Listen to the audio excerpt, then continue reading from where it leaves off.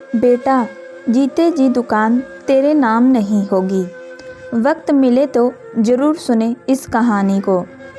एक बेटे के माँ बाप ही सुखी हैं, दो बेटे तो होने नहीं चाहिए।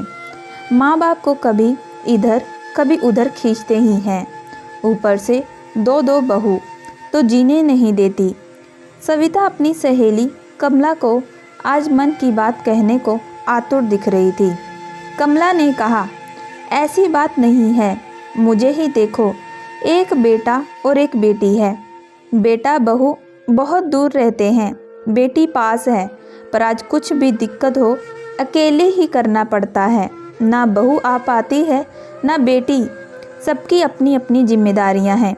वो तो मैं भी समझती हूँ, हमारे यहाँ तो रोज़ मैं सबके ताने ही सुनती हूँ। अब कल मेरे मुंह से छोटी बहू के खाने की तारीफ निकल गई तो बड़की ने ताने मार कहा, वहीं जाकर ही क्यों नहीं रहती।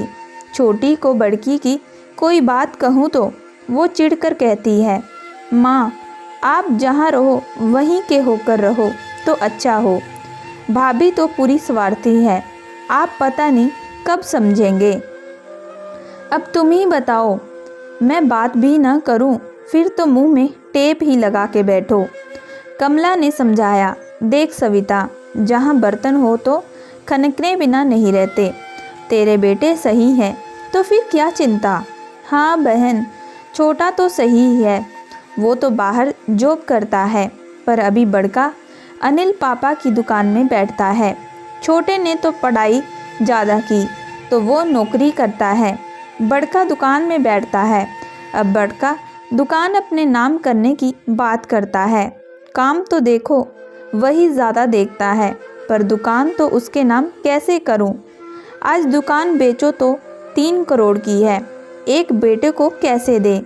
बड़की बहू उठते बैठते कहती रहती है, हम आपको अपने साथ रखते हैं तो हक भी हमारा है। ले देकर एक दुकान ही है जिसका हमें सहारा है। मायूसी से भर उठी सविता, सविता तुम अपने जीते जी तो मत देना, वसीयत बना दो वो अलग बात है। दुकान नाम कर दी तो तुम उनके मोहताज हो जाओगे। हाँ कमला यही सोचकर चुप हो जाते हैं। अब दुकान भी कम जाते हैं, पूरा व्यापार उसी के हाथ है। हम तो अभी से पैसे के मोहताज हैं, आने वाला समय कैसा चलेगा पता नहीं। चिंतित से सविता बोली, चलती हूँ, कल मिलेंगे, मैंने तुम्हें ही परेशान कर दिया। सविता जाने लगी। सविता, कभी तुम दोनों चाय पर आओ। आऊँगी कहकर दोनों सहेली अपने अपने घर चली गई। कमला ने अपने पति से सविता की परेशानी कही। कमला के पति स्वावलंबी और थोड़े दबंग है। सविता और उसके पति को दबने की क्या ज़रूरत है, उनकी दुकान है, वो जो भी करे। बना बनाया व्यवसाय दे दिया, उसे और क्या चाहिए। उनकी दुकान का भाड़ा ही आज 1 लाख के ऊपर है। भाड़ा मांगे, एक दिन में ही जनाब को तारे नज़र आ जाएंगे। कुछ दिन बाद कमला ने सविता और उसके पति को अपने घर में बुलाया। कविता के पति ने सुझाव दिया और कहा, ऐसा करें। बड़के ने दुकान के कागज़ बना लिए। उसने पापा की चुप्पी को शायद हाँ समझ लिया था। पापा आप साइन कर दीजिए और चिंता मुक्त हो जाइए। मैं हूँ ना, आपको मैं संभालूँगा। बहू बोली, हाँ मम्मी, आपको तो अब भजन करना चाहिए।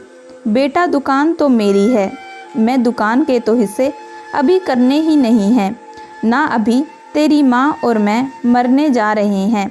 एक काम कर तू, या तो दुकान खाली कर या दुकान का भाड़ा हमें दे। पापा आप कितनी ओछी बात करते हो, आप दोनों हमारे पास रहते हो, हम आपका खर्चा चलाते हैं। हाँ बेटा, रोटी तो तुम अपने नौकर को भी खिलाते हो, तुमको मैं दुकान फ़िलहाल नहीं दूंगा। तूने मेरी मर्जी जाने बिना पेपर बनवाए हैं, मैं तेरा लालच समझ गया। तुम अगले महीने से 1 लाख भेज देना और साथ ही भाड़े के कोई घर में चले जाना। अब बस बहुत हो गया। सविता चुप बैठी थी। माँ आप पापा को समझाओ, ऐसा कोई माँ बाप करते हैं क्या? बेटा, हम भी नहीं चाहते तुम्हारे साथ ऐसा करें। तुम अपने भाई का, माँ का, पिता का हक मानने की चेष्टा करोगे तो यही होगा। बड़के को समझ आ गया, अब मेरी नहीं चलेगी, माफ़ी मांग बोला, पापा घर से मत निकालो, अब मैं आपको हर महीने रुपए दे दूंगा। मैं भी वसीयत ही बनाऊंगा, तुम्हें तुम्हारा हिस्सा हमारे मरने पर ही मिलेगा। अब घर में इज्जत करने लगी बड़की। छोटी के पास भी माँ जाती तो आराम से इज्जत की रोटी खाती। दोस्तों, आप लोगों को ये कहानी किस प्रकार लगी हमें कमेंट करके ज़रूर बताइएगा। ऐसी और इंटरेस्टिंग सी कहानी देखने के लिए हमारे चैनल को लाइक एंड सब्सक्राइब ज़रूर करिएगा एंड बेल आइकन का बटन ज़रूर दबाइएगा।